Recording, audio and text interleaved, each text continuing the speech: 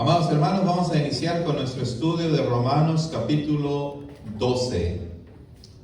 Vamos a estudiar con la ayuda del Señor del versículo 3 al 8. Así que vamos a leer desde el 1.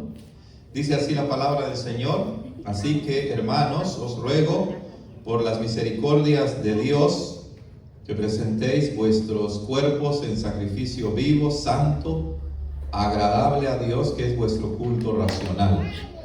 No os conforméis a este siglo, sino transformaos por medio de la renovación de vuestro entendimiento, para que comprobéis cuál sea la buena voluntad de Dios, agradable y perfecta.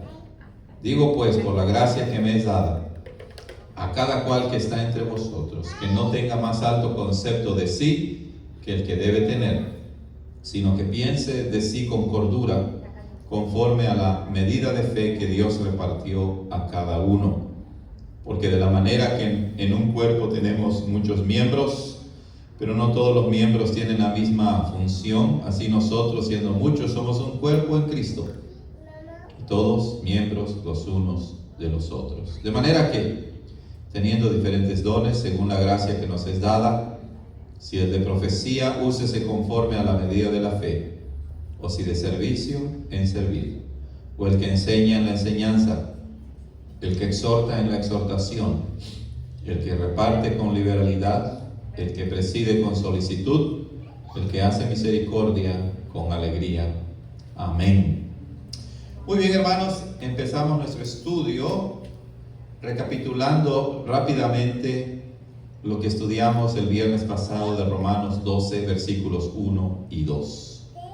El apóstol Pablo allí insta a que el cristiano se ofrezca en sacrificio vivo, santo, agradable a Dios, que es el culto racional o espiritual, ¿verdad?, del creyente. Y también nos dice que no podemos ofrecernos en sacrificio vivo, santo y agradable a Dios si seguimos viviendo conforme a este siglo, conforme a este mundo, conforme a la corriente de este mundo, conforme a las ideologías, a las modas, a la conducta que se vive en el mundo sin Dios.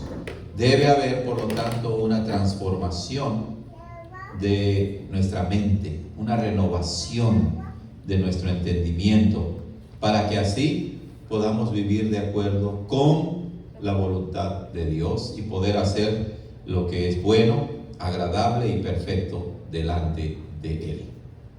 Y ahora, hermanos, parece que el apóstol Pablo, después de mostrar cuál es el deber del creyente hacia Dios, por así decirlo, ahora en el versículo 3 empieza a hablar de cuál es el deber del creyente hacia sus prójimos, en ese caso hacia los miembros de la iglesia.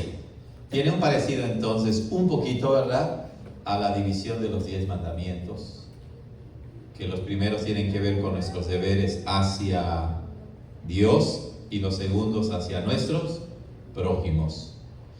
Y bueno, el apóstol Pablo, cuando empieza en el versículo 3, lo conecta con lo anterior, porque dice, digo pues, ¿verdad? En Romanos 12:3, digo pues. Y la palabra pues es el conector con lo que viene antes y también le da continuidad a la misma idea. ¿Cómo nosotros podemos mostrar que hemos sido transformados, que hemos renovado nuestro entendimiento? Pues aquí el apóstol Pablo presenta esta propuesta, por así decirlo, ¿verdad?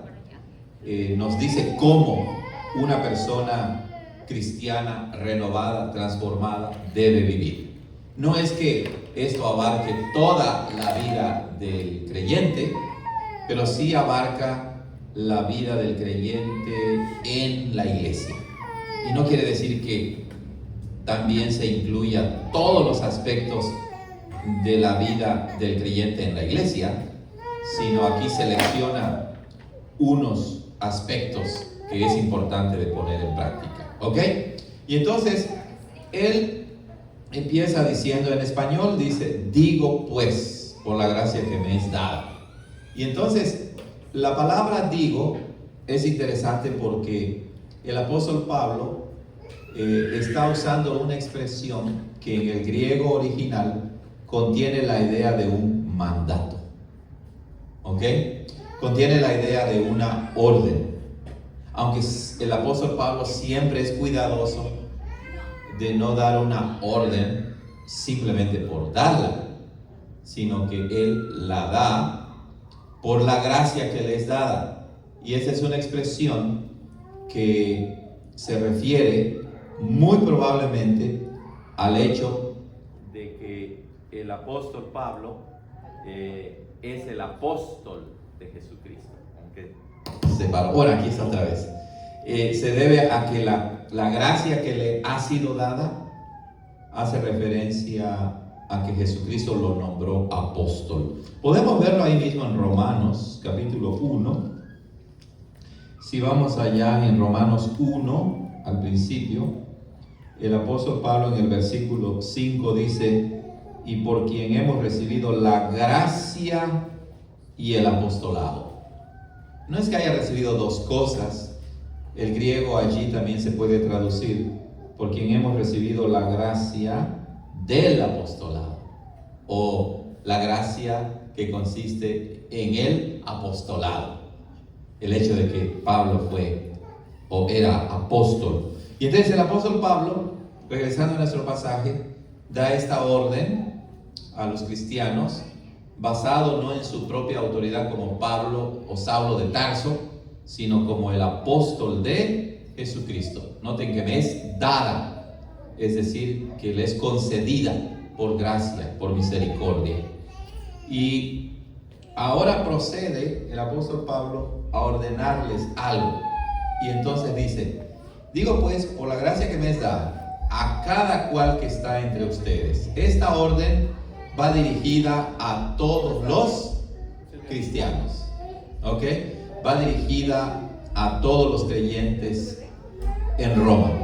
Y aquí tenemos que clarificar que los creyentes en Roma no son creyentes que estaban en una sola iglesia o que había una sola iglesia en Roma. Recuerden, Roma era la capital del Imperio Romano. Muy probablemente había más de una iglesia en Roma. Entonces, eso es interesante porque la orden va a las congregaciones en Roma. Cada una de las iglesias que hay en Roma tienen que seguir estos mismos lineamientos, lo cual puede ir de lo particular a lo general. Es decir, lo que vemos aquí entonces no es algo que se aplica solo a una iglesia en Roma, sino a todas las iglesias que están en Roma, y por lo tanto se aplica también a todas las iglesias cristianas, ¿verdad? Roma en este caso funcionaría como el modelo por el cual los demás o las demás iglesias cristianas deben conducirse, basado en el mandato del apóstol Pablo. Digo pues, por la gracia que me es dada, a cada cual que está entre ustedes. Ahí está. En el cristianismo del tiempo apostólico, los cristianos, hermanos, tomaban muy en serio ser miembros de una iglesia local. Entonces, cuando Pablo dice a cada cual que está entre ustedes, se refiere a los miembros de la iglesia o de las iglesias. ¿Qué les manda el apóstol Pablo? Dice que no tenga más alto concepto de sí que el que debe tener. Es probable que no solo en Roma, pero que en Roma en este caso, entre los cristianos, entre el pueblo de Dios, existiera este pecado del orgullo, de la arrogancia, de la vanagloria. Esto no es nada fuera de lo común. Todos somos arrogantes y vanagloriosos. Y aunque ha habido una transformación de raíz original en nuestra vida diaria, en nuestra experiencia diaria de la fe cristiana. Todavía arrastramos muchos pecados y costumbres de este siglo, ¿verdad? De este mundo. Uno de ellos es que somos orgullosos. ¿Y en qué sentido se explica aquí? Pues en que los cristianos tenían un concepto muy elevado de ellos mismos. Se creían superiores a los demás. Y entonces eso no lleva a nada bueno. Lleva a divisiones, lleva a fracciones, lleva a cismas dentro de la iglesia. Ese es un problema del que nosotros padecemos también en nuestro tiempo. Obviamente, ¿verdad? Obviamente, no solamente lo padecían los cristianos romanos, sino lo padecían todos los cristianos, unos más, otros menos, y ese es el caso hasta ahora. Pero el mandato, la consigna, la responsabilidad del creyente es que no debemos tener un concepto incorrecto, muy elevado de nosotros mismos, que raye ya en la arrogancia, en la presunción, en el orgullo. Ustedes recuerdan también las bellas palabras de nuestro Señor Jesucristo en Mateo 11, cuando dijo: aprendan de mí que soy manso y humilde de corazón. Estamos llamados a la humildad. Y esto también lo repite Pablo, si ustedes lo recuerdan, allá en Filipenses, cuando habla acerca de la humillación y de la exaltación de Cristo. ¿Lo recuerdan? Filipenses capítulo 2, él dice: nada hagan por contienda o por vanagloria, antes bien con humildad, estimando cada uno a los demás como superiores a él mismo. ¿Ya vieron? Y luego dice: no mirando cada uno por lo suyo propio, sino cada cual también por lo de los otros. Haya pues en ustedes este sentir que hubo también ¿en quién? En Cristo Jesús. Ahí lo tienen.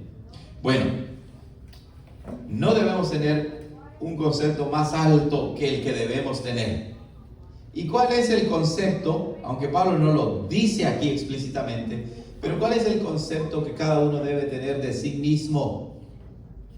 Pues el concepto, hay un concepto fundamental, ¿verdad? Algo que define nuestra identidad, y es que pues somos pecadores redimidos.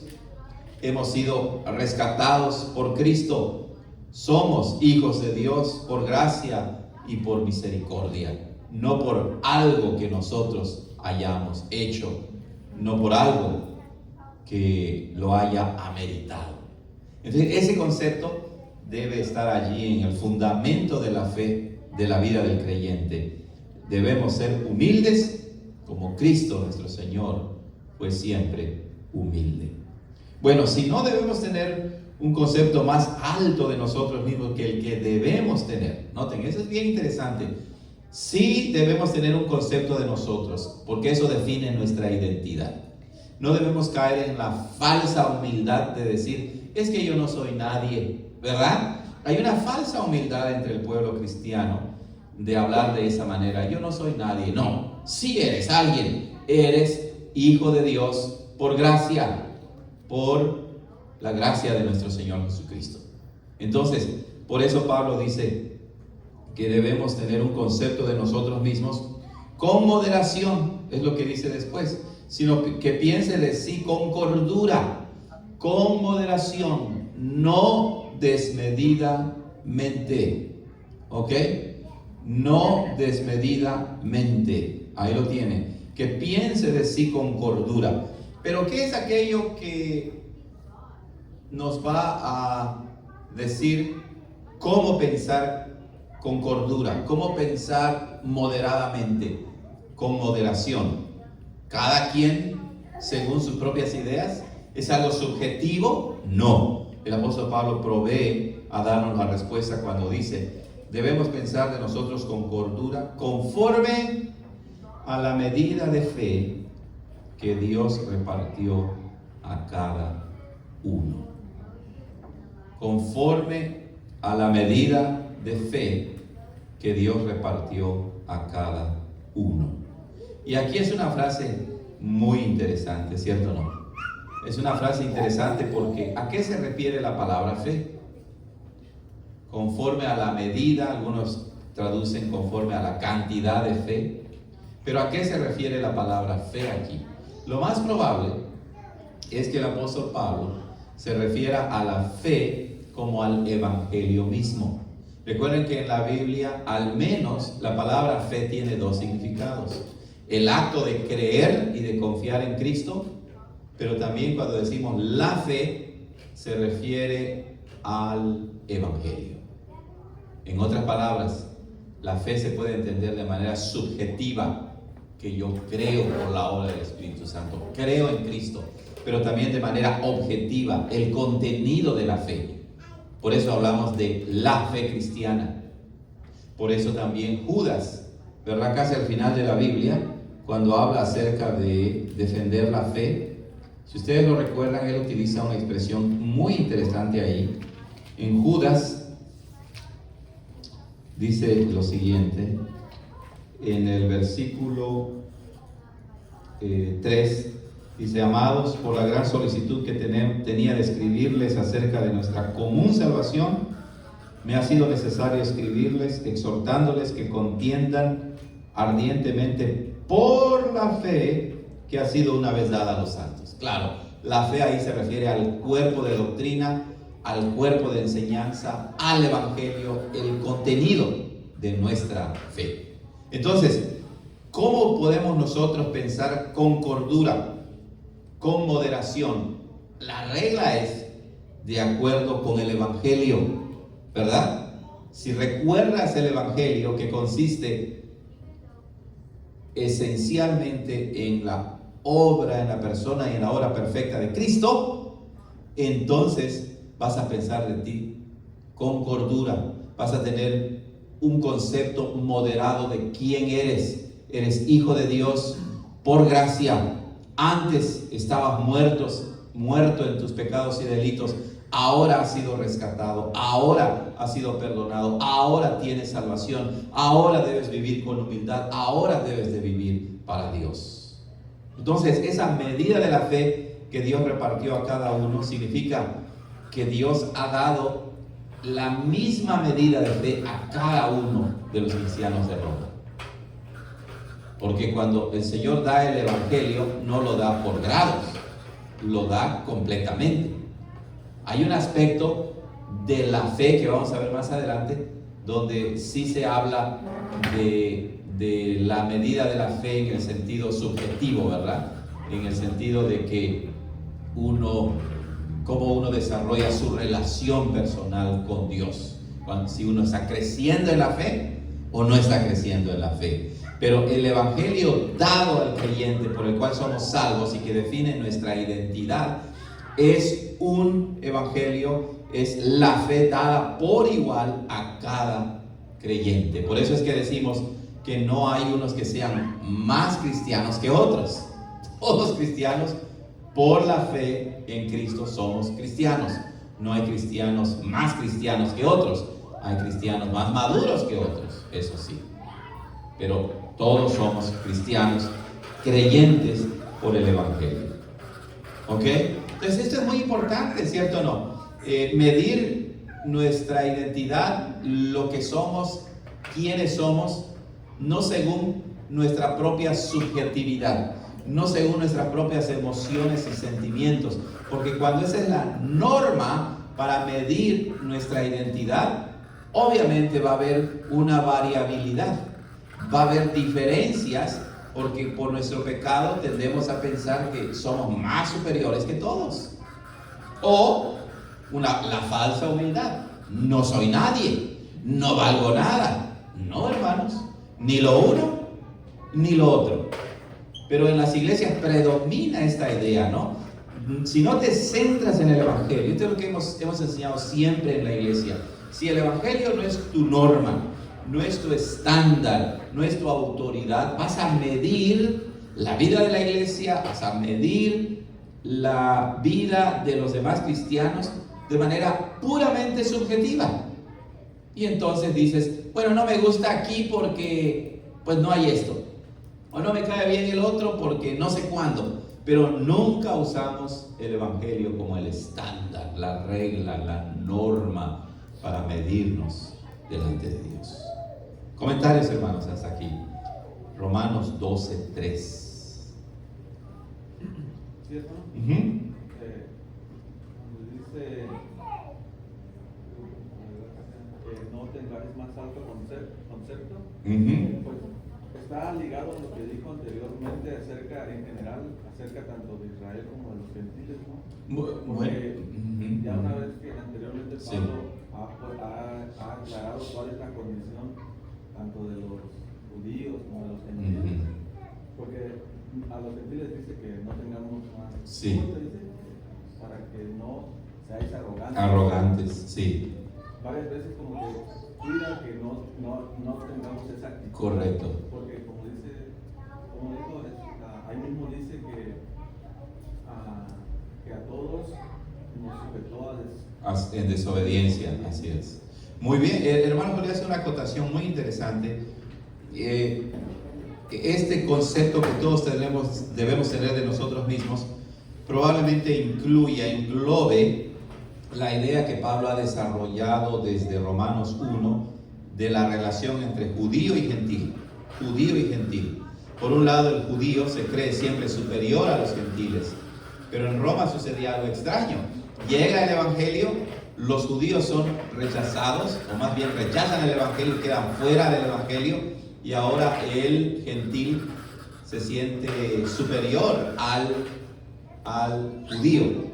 De modo que por una u otra razón siempre existe, ¿verdad?, esa inclinación a sentirnos más superiores, a sentirnos superiores a los demás. Es probable, hermano Julio, que esté allí, ¿verdad? Uno puede puntualizar demasiado, pero creo que esto se puede aplicar a cualquier tipo de superioridad que se introduzca, se infiltre en la iglesia. Muy bien. Bueno, continuamos. El apóstol Pablo dice ahora en el versículo 4, porque de la manera que en un cuerpo tenemos muchos miembros, pero no todos los miembros tienen la misma función, y vamos a leer el 5, así nosotros, siendo muchos, somos un cuerpo en Cristo, y todos miembros los unos de los otros. Noten que aquí el apóstol Pablo, presuponiendo la diversidad dentro de la iglesia o las iglesias de Roma, el apóstol Pablo apela ahora a la analogía, a la comparación del cuerpo humano. ¿Ok? Esta es una analogía, una comparación muy antigua. Todas las culturas, ¿verdad?, han usado, unos más, otros menos, esta analogía o comparación del cuerpo humano para poder representar algo más. En este caso, el apóstol Pablo recoge esta analogía del cuerpo humano, que es un solo cuerpo, pero que al mismo tiempo contiene muchos miembros, pero todos contribuyen con su propia función al desarrollo y al funcionamiento del cuerpo humano. Entonces, parece que Pablo aquí dice, en Cristo, y este es un concepto que él menciona en Corintios, cuando habla de los dones, 1 Corintios 12, en Efesios también, en Colosenses, en varias de sus cartas, todos los cristianos que han sido injertados a Cristo son el cuerpo de Cristo. Hay solo un cuerpo de creyentes, una familia de creyentes, una masa de creyentes, un cuerpo, pero que tiene muchos miembros. Y recuerden, en Roma, esto era muy importante porque estamos hablando de la gran metrópolis, de la capital del Imperio Romano, donde la población estaba constituida de múltiples razas, de múltiples culturas. Roma era una iglesia multirracial. Actualmente, ¿verdad?, se habla acerca de evangelizar a diferentes culturas, llevar el evangelio, el ministerio multirracial, ¿no? De llevar el evangelio a diferentes personas, y decimos, bueno, ¿cómo lo vamos a hacer? Y se escriben muchos libros, ¿no? Cómo ministrar en una colonia, en una ciudad, en un lugar donde coexisten diferentes personas de diferentes culturas, nacionalidades, idiomas, tradiciones, etc. Pero ese problema ya lo había abordado la Iglesia Apostólica. Y este es un claro ejemplo. Entonces, en Roma habían africanos, habían romanos, obviamente, habían judíos, habían griegos, habían efesios, estaban representadas, ¿verdad?, casi todas las razas del mundo antiguo.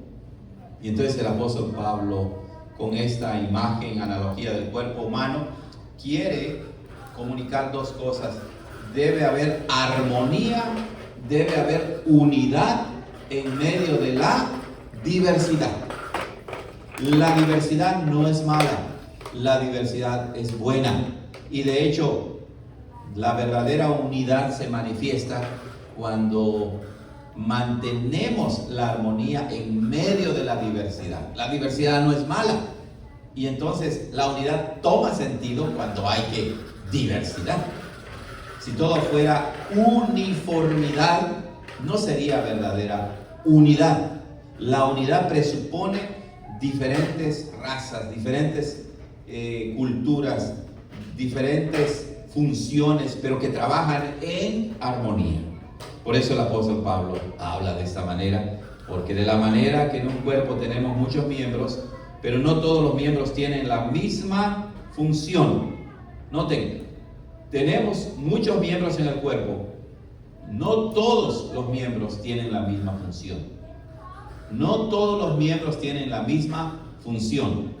En ese momento estamos sentados y estamos escuchando, y yo estoy hablando, nuestros pies pues no se están usando, pero en algún momento los vamos a usar. La cuestión es que Pablo dice, no todos tienen la misma función, y lo que quiero enfatizar es que desde otro ángulo, cada miembro del cuerpo sí tiene una función, ¿verdad? Cuando vamos en el trabajo caminando, un miembro o miembros que están más activos son los pies, ¿verdad? Caminamos, o a veces los brazos, etc. El punto es, todos los miembros tienen diferentes funciones, todos. No hay ningún miembro del cuerpo que no tenga una función. Así nosotros, siendo muchos, somos un cuerpo en Cristo, y todos miembros los unos de los otros. Esto quiere decir que aquí en nuestra Iglesia Reformada Valle de Gracia no hay nadie que no tenga una función. Todos tenemos una función. Porque a veces nuevamente tenemos un concepto inadecuado, incorrecto de nosotros mismos. Demasiada humildad al grado que no sé hacer nada, ¿verdad? No es así. Todos tenemos una función. Y es algo hermoso que hemos visto aquí en nuestra congregación. Una congregación pequeña, pero todos participamos. Todos tenemos una función. Dice el apóstol Pablo, así nosotros, siendo muchos, es verdad, siendo muchos, somos un cuerpo en Cristo, y todos miembros los unos de los otros. Y como él dice allá en Corintios, ¿verdad? El pie no le va a decir a la mano, no te necesito.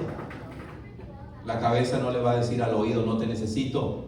Todos nos necesitamos, unos a otros. Si todo el cuerpo fuera cabeza, pues eso sería un monstruo, ¿verdad? No un cuerpo. Si todo el cuerpo fuera pies, igual, no. El cuerpo es cuerpo porque está conformado de muchos miembros con sus respectivas funciones. Pero somos un cuerpo ¿en quién? En Cristo. Cristo es el que nos forma como cuerpo, por así decirlo, y Cristo es el que nos mantiene unidos en sí mismo y unos con otros. Por eso dice, y todos son miembros los unos de los otros. No debes ver a tu hermano o hermana como ajeno a ti. No debemos vernos de esa manera. Incluso, si pertenecemos a iglesias cristianas bíblicas que confesamos la misma fe, no debe haber una especie de competitividad entre las iglesias, de competencia, de ver de quién es más o es menos, sino debemos orar que Dios bendiga a las iglesias, porque ellas también tienen su propia función dentro del cuerpo de Cristo. Esa idea, ¿verdad?, de que solamente nuestra iglesia, ¿no?, mi iglesia. Ustedes lo saben sin mencionar nombres, pero dicen, yo me voy a la iglesia de Los Ángeles porque ahí, ¿verdad?, ahí está este gran pastor. Y aunque vivo a 3-4 horas de ahí me voy. No, hermanos. La iglesia no es iglesia porque haya un pastor fulano de tal allí. La iglesia es iglesia porque Cristo la redimió con su sangre, y todas las iglesias son cuerpos, son miembros del único cuerpo de Cristo. Comentarios hasta aquí, hermanos. Comentarios. Una pregunta. ¿Será que por el contexto de que ese tiempo había esclavitud, se tendría que también eso, como llegar a la iglesia porque yo no soy nadie, no sirvo, ¿verdad? O yo soy el dueño de muchos siervos? Correcto. Y aquí en la iglesia el sentirse que tiene que tratarse de la misma manera era difícil. Sí, ¿no? hermano. Concebir esa idea. Sí, la hermana Silvia hace notar un aspecto que yo no mencioné, pero que también es importante. Yo solamente hablé de las múltiples razas que habían en Roma en ese tiempo, pero también el asunto de las distinciones sociales era muy importante, porque en ese tiempo se practicaba la esclavitud, y entonces los esclavos eran vistos como seres humanos inferiores o de plano como animales, ¿verdad? Entonces, cuando el evangelio llega a los romanos y ellos son transformados, el evangelio realmente cambia la configuración de la familia, de la sociedad, y hace ver que, por eso Pablo dice que en Cristo ya no hay ni libre ni esclavo, ni varón ni mujer, en el sentido de que las mujeres eran tratadas como de segundo orden, como seres inferiores. Ahora Pablo dice, no, en Cristo todos somos uno. Buen punto. Entonces, nuestra posición económica, educativa, política, no debe ser ninguna razón para discriminar a los demás hermanos. En Cristo todos somos iguales. Génesis 1:27, y creó Dios al hombre a su imagen, a imagen de Dios los creó, varón y hembra los creó. Todos somos, por la gracia de Dios, imagen de Dios delante de él. Buen punto. Muy bien, vamos a avanzar para terminar. De manera que teniendo diferentes dones, según la gracia que nos es dada. Noten cómo el apóstol Pablo ahora pasa a hablar de los dones. Ya habló de que hay un cuerpo con muchos miembros, todos tienen una función, nuestra unidad está en Cristo, pero ahora pasa al tema interesantísimo de los dones, ¿ok?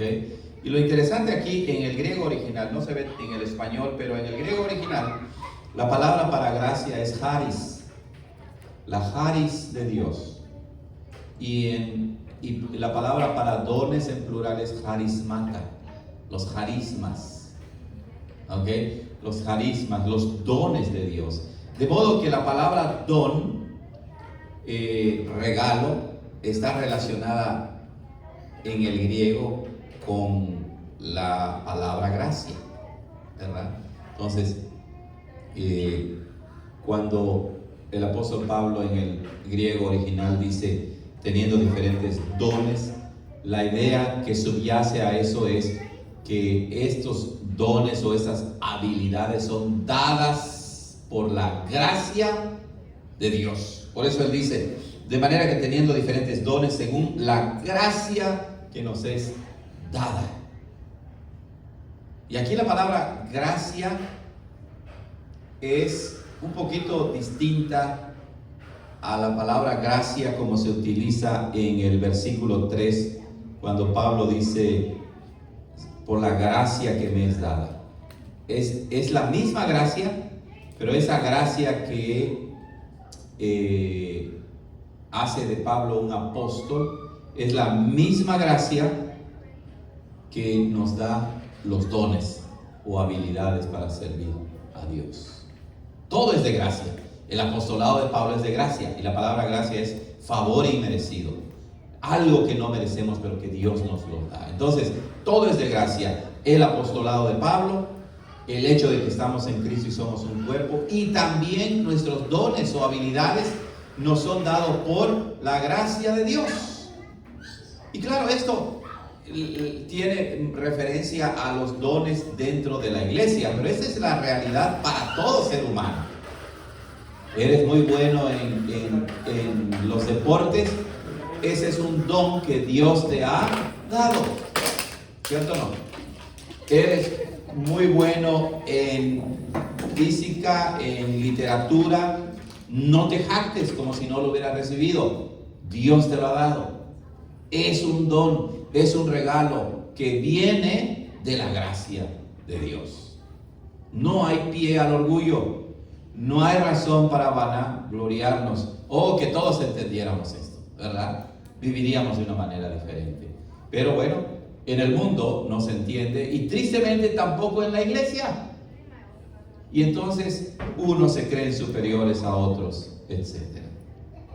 De manera que teniendo diferentes dones, noten cómo Pablo presupone ya, tenemos diferentes dones, diferentes habilidades dadas por Dios, por la gracia de Dios. ¿Ok?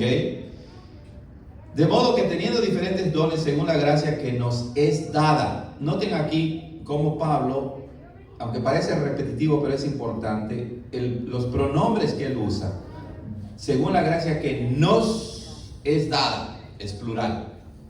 Por eso él escribe allá en el versículo 13, dice, a cada cual que está entre vosotros. ¿Ya vieron? Es plural, es decir, abarca a todos los cristianos. Y dice, de modo que la gracia de Dios nos ha capacitado, no solamente para ser salvos, sino para servirle. Ahí va la idea, ¿verdad? Entonces, el que tiene este don de profecía, úsese conforme a la medida de la fe. La palabra profecía se refiere a el don que Dios le daba a ciertas personas para predecir cosas que iban a suceder.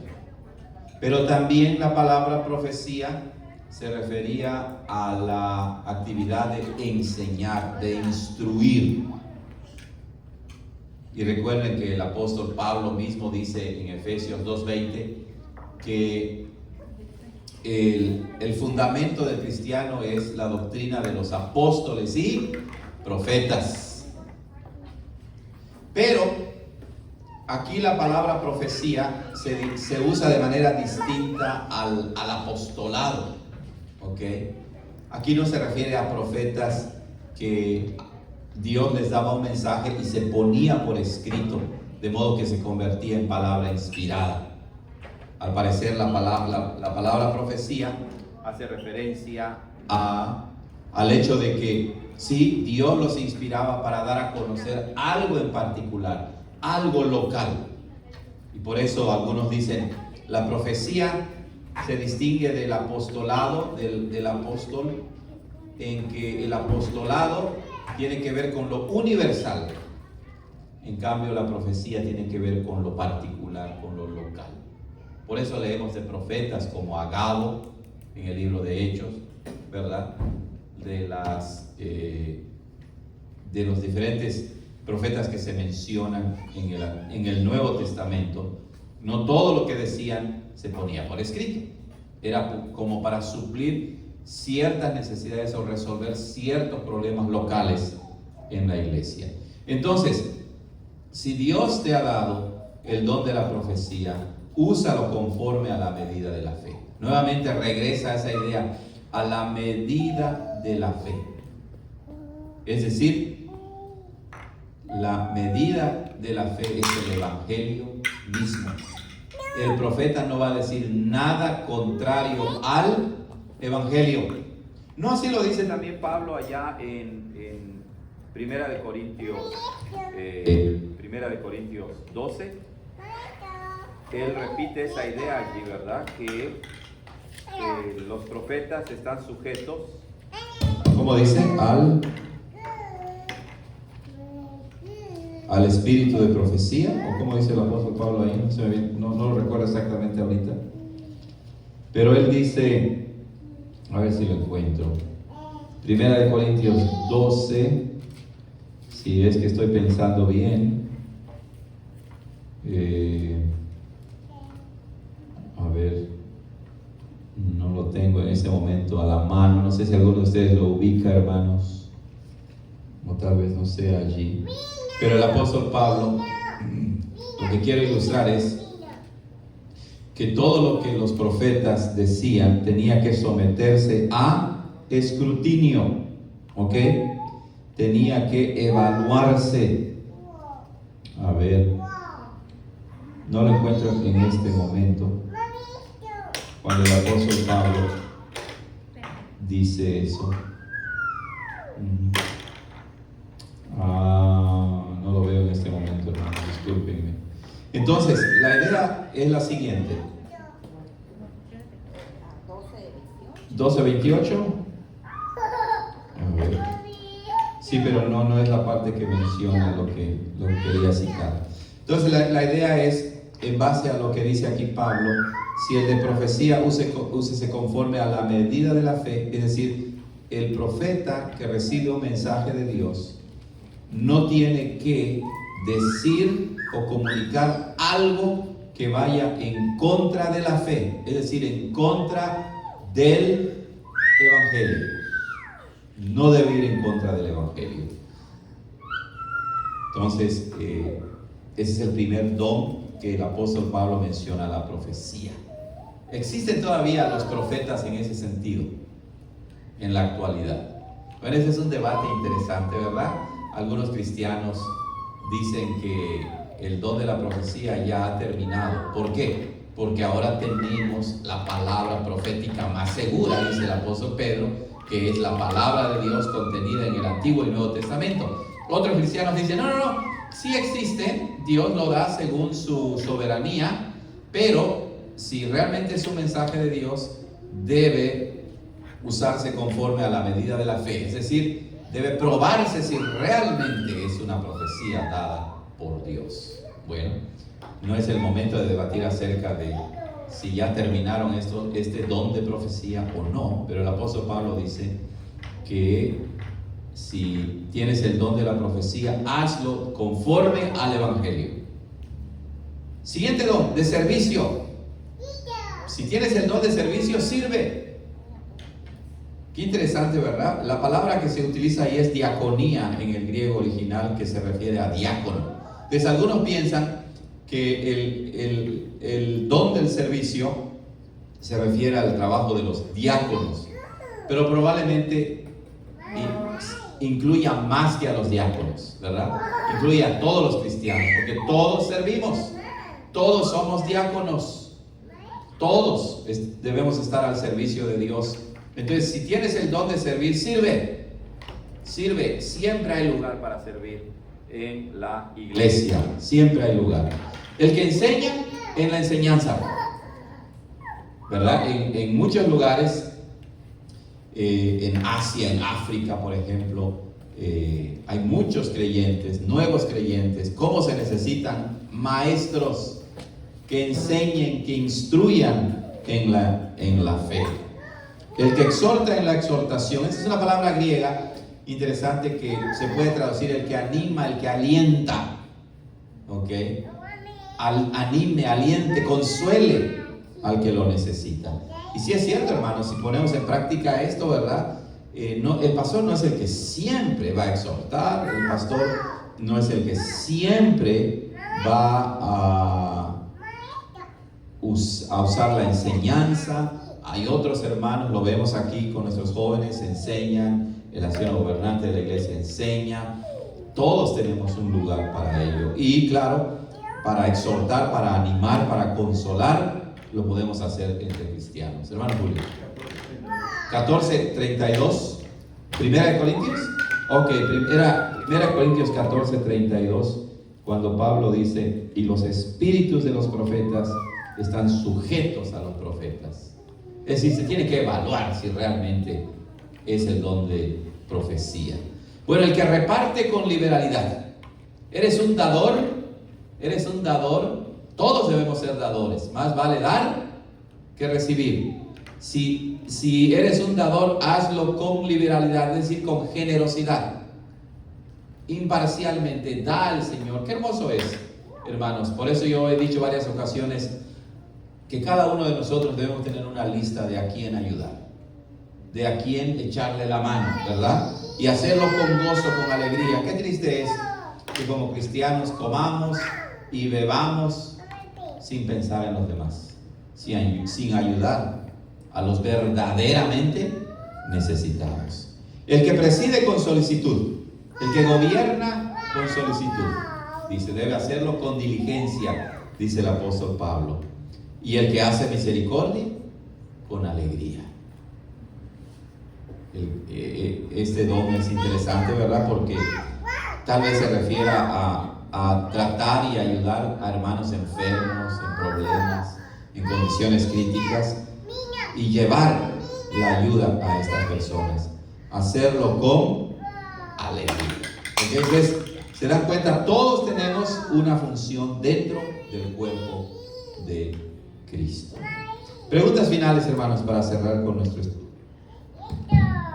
A ver, ¿alguien tiene alguna pregunta final? Estos Sí. dones que menciona, hermano,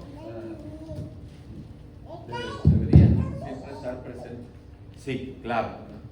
Hermano Julio pregunta si esos dones deben estar siempre presentes en la vida del creyente. Así es. Una excepción tal vez sea la profecía, hermano, porque la profecía no era un don permanente a diferencia del apostolado, ¿verdad? Pero todos los demás, claro que sí. Uno debe mostrar esto, ¿verdad?, en su vida diaria. Pero claro, sí hay personas que enseñan, otros que son enseñados.